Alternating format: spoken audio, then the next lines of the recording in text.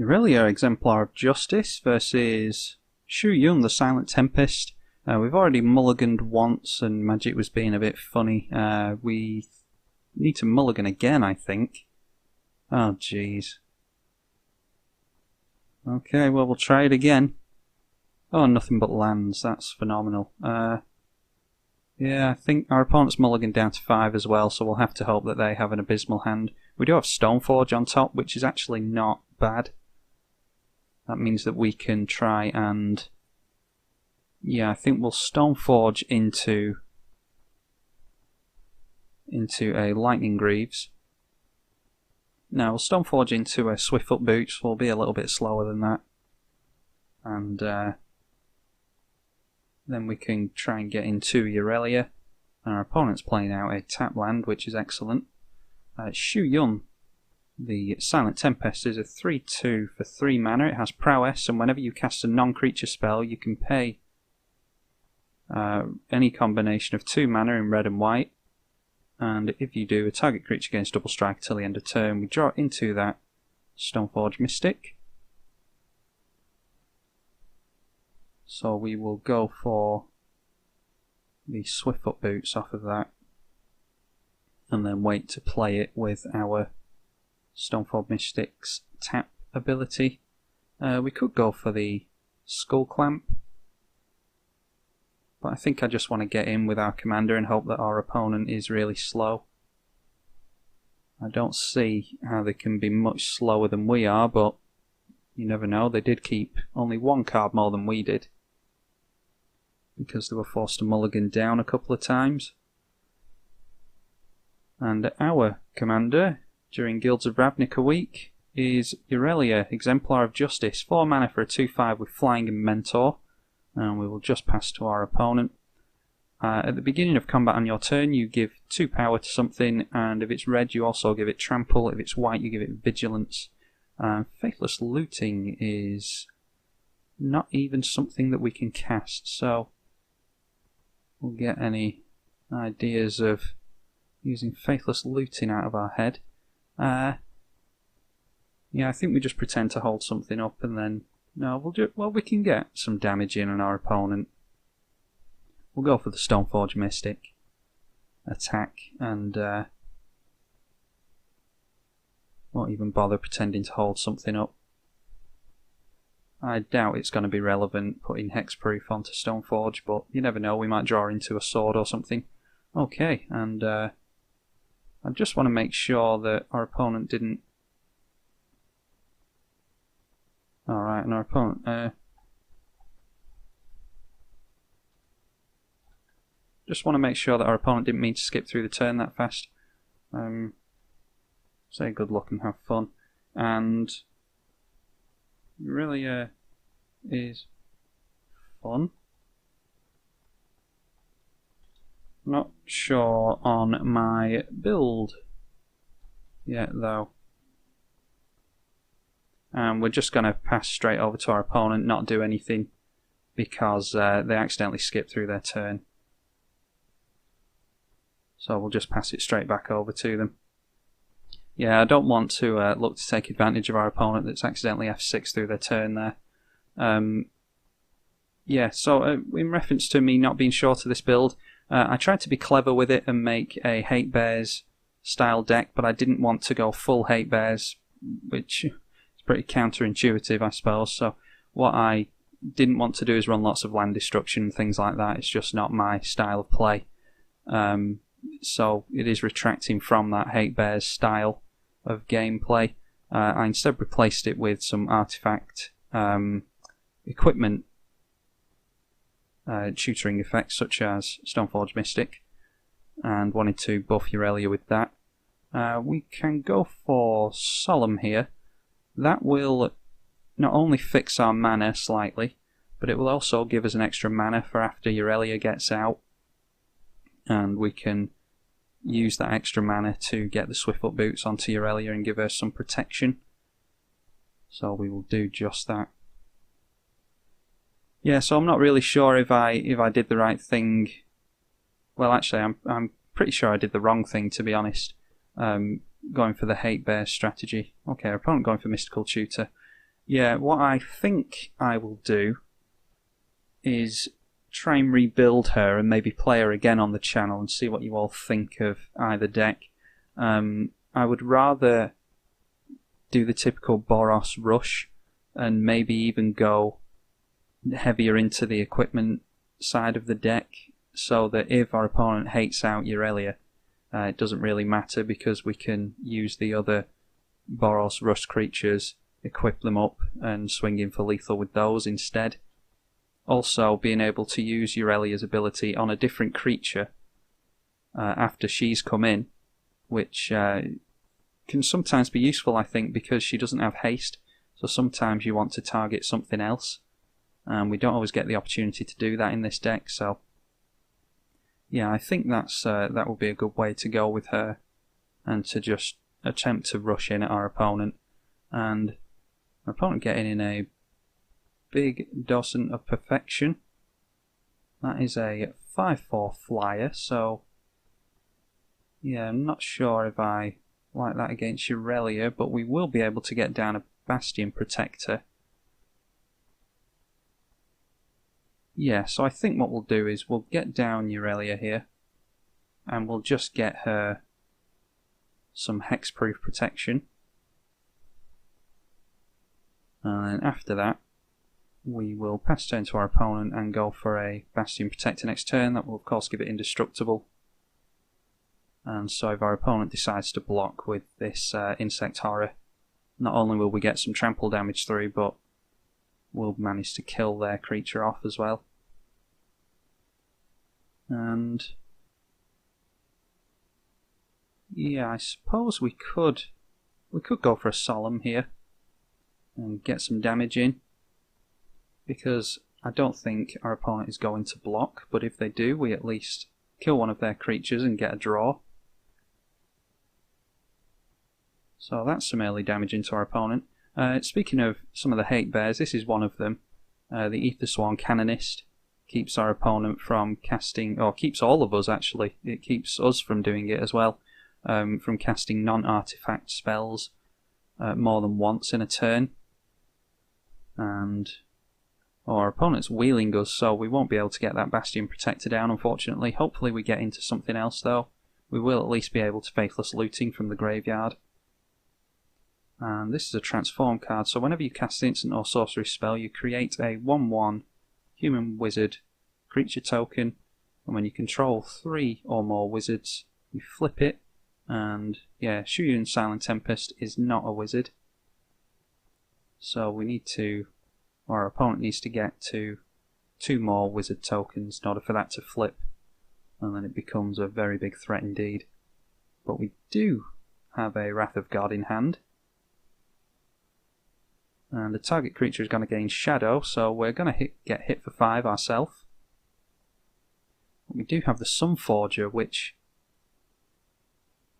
yeah, getting that out with Stoneforge Mystic for 2, then equipping it for 3, and then the turn after that, yeah, the turn after that we can pay 2 to unequip it and get rid of this Docent of Perfection. Yeah, I think I like that, but it's probably going to get flipped this turn and turn these wizards into 3/2 flyers. Yeah, we'll just have to see what happens here. I might just board wipe instead of all that. And does anything have double strike here? No, that has Shadow. And that does, so we just take 10. Yeah, I think we can just do that. Okay, so how much mana do we have? We have 3, 4, 5, 6. Unfortunately, we can't get down Grand Abolisher and Wrath of God. Yeah, I think what we want to do here is try and we'll be able to chump block Shu Yun next turn. Docent of Perfection. We'll make these. That will be 6 swinging in with that, and then 6 swinging in with this, that will be 12. That'll knock us down to 8. And we're going to end up wrathing anyway, so we might as well save ourselves some damage, I think. Yeah, I think we just want to Wrath of God here. Well, what we can do before we do any of that, we can swing in. Might as well get some damage in before we wipe the board. So we'll attack with all creatures. We can mentor the Stoneforge Mystic.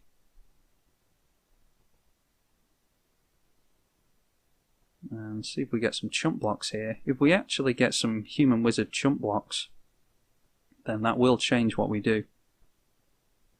But it looks like they are going for that line of play, so we will respond with a Wrath of God and hope that we don't get countered. We do not draw a card. Yes, we would like to draw a card with the Solemn. That's another land drop for next turn. And we can go for a Harsh Mentor. Another one of our Hate Bear cards. Again, not sure how effective this card is either. In all honesty, the only time it has ever come in useful is when people are equipping artifacts or equipping the equipment spells, things like that. So, yeah, not sure about how good Hate Bears are in 1v1 Commander. I don't think I've ever come across them personally. But it might just be myself not building the deck to the full potential of what Hate Bears can be. I think I would just rather do something typical. I wanted to do something different than Shram. My Shram equipment deck is very effective, if I do say so myself. That sounds really vain to say, but it is. It's an effective deck. I've uploaded a couple of videos onto this channel, and I wanted to do something different with Aurelia, but I just think it is the way to go, to be honest. Just Boros Rush with equipments thrown in to make the creatures that you play even more effective. And see if our opponent goes for something here. Looks like they are getting Shu Yun back out. Yeah, so because they're getting Shu Yun back out, we can... What will it be for Sunforger? That's 6, 7, 8 in total. We have 2, 4, 6. Yeah, we're still a ways off of Sunforger. It would be nice to play that all out. We can do it next turn. And what does Aurelia cost us? That costs 6.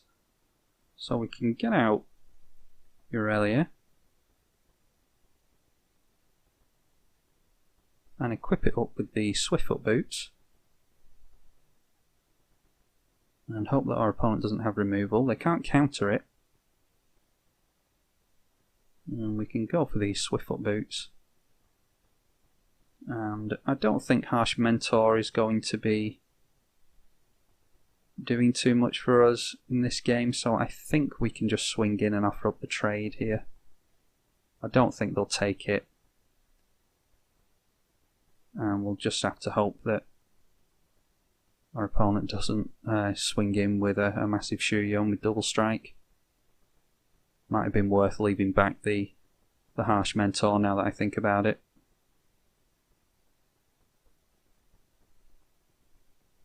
But that City of Brass makes me uneasy, but I don't think our opponent's going to do anything. Okay, and let me just check the chat quickly. Yeah, our opponent thanking us for passing back the turn, I think, there.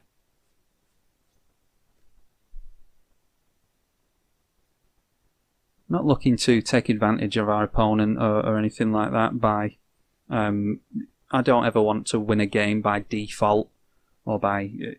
I don't know if it's necessarily cheating, but it's not very sporting to just take an extra turn off an opponent like that. And going for something big here.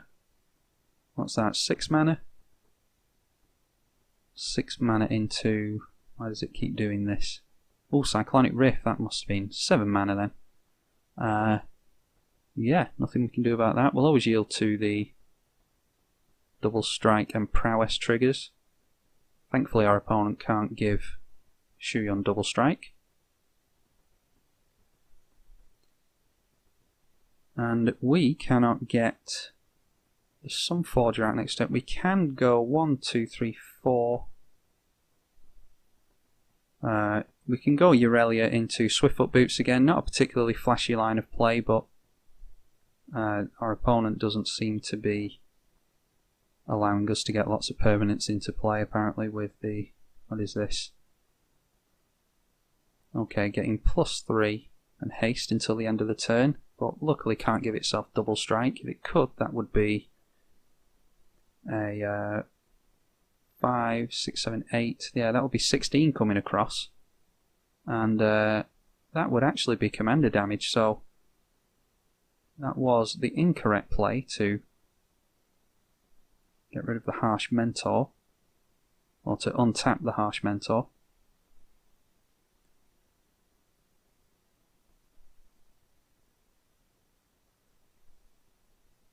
Now our opponent does have, I think we can get down the plateau safely. Our opponent does have 2 non-basics, which puts us in contention for Price of Progress. That will be 4, and then we'll just need to deal 3 extra damage. So if we go 6, yeah, I think we actually have lethal there. If we go for Thalia and Swiftfoot Boots, then we can play and equip the Swiftfoot Boots, go for Price of Progress,